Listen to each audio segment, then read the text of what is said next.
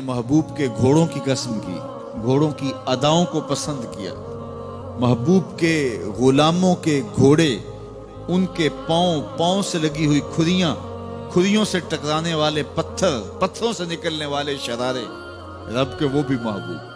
اللہ اکبر۔ تو پھر قسم کی بات چلی تو کبھی گھوڑوں کی قسمیں کی، کبھی محبوب کی راہ گزر کی قسم کی۔ لا اقسم بہذا البلد، مجھے قسم ہے اس شہر کی۔ تو شہر مکہ کی قسم کیوں کی؟ وہاں کعبۃ اللہ ہے، مقام ابراہیم ہے، چاہے زمزم ہے، صفا و مروہ ہے، مزدلفہ ہے، منا ہے، عرفات ہے، قدم قدم انوار کی برستی برکھا ہے، مطاف ہے، حتیم ہے، مستجاب ہے، مستجار ہے، ملتزم ہے، باب کعبہ ہے، سقف بیت اللہ ہے، قدم قدم پہ انوار برس رہے ہیں۔ شاید میرے رب نے قسم اس لیے کی ہو، شاید قسم اس لیے کی ہو، لیکن میرا رب کہتا ہے وَأَنْتَ حِلٌّ بِهَذَا الْبَلَدِ، محبوب اس شہر کی گلیوں نے تیرے قدم چومے۔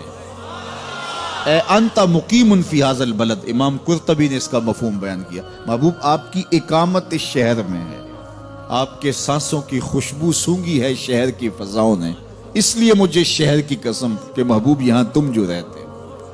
اللہ اکبر۔ تو محبوب کے شہر کی قسم کی، والعصر، محبوب کے زمانے کی قسم کی، والضحیٰ، محبوب کے چہرے کی قسم کی، واللیل، محبوب کی لٹکتی زلفوں کی قسم کی۔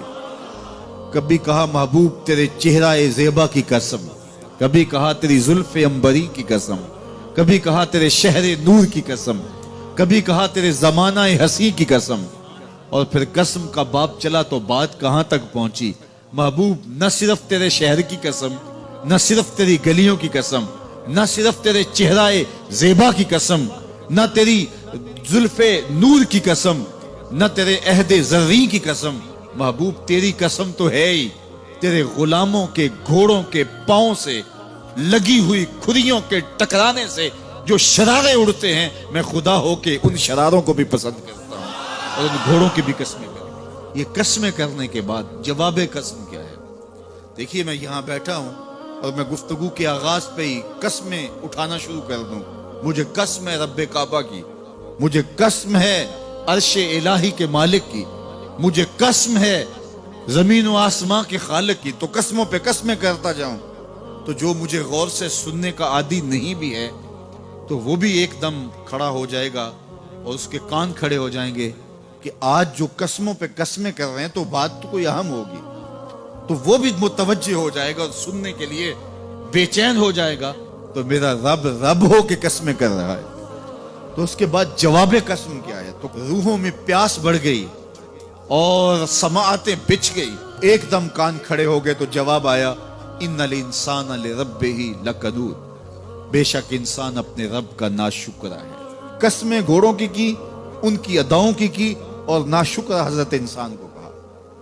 یہ کتنی لطیف چوٹ تھی جو حضرت انسان کو ماری گئی۔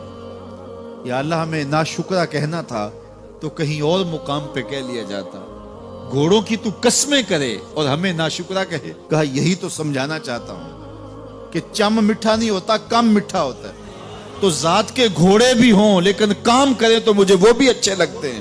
اور تم انسان بنے ہو، نقوش بڑے اچھے ہیں، قدے رانا رکھتے ہو، جھیل جیسی آنکھیں ہیں، اور تم چلتے ہو تو قیامت چلتی ہے، لیکن مجھے تم اچھے نہیں لگتے اگر تم ناشکرے ہو۔ یہ ہیں ذات کے گھوڑے لیکن میرے محمد عربی کے غلاموں کے غلام ہیں، مجھے اچھے لگتے۔ تو وہ چم نہیں دیکھتا، وہ کم دیکھتا ہے۔ تو ذات کے گھوڑے بھی ہوں لیکن نسبت ہو میرے حضور سے تو رب کو وہ اچھے لگتے ہیں۔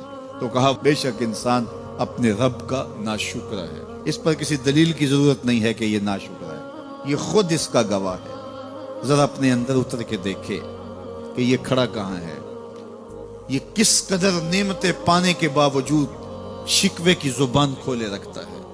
یہ ناشکرا ہر وقت اس کی نعمتوں کی ناشکری کرتا رہتا ہے۔ جتنی نعمتیں اس کو عطا کی، اس کو تو ہم نے جو چمکتی روشن آنکھیں دی ہیں، اس کو بولتی زبان بخشی ہے، خوبصورت چہرہ دیا ہے، قد رانا بخشا ہے، اس کو دماغی قوتیں عطا کی ہیں اور اس کو سننے والے کان دیے، اس کی زبان پہ ذائقے رکھ دیے۔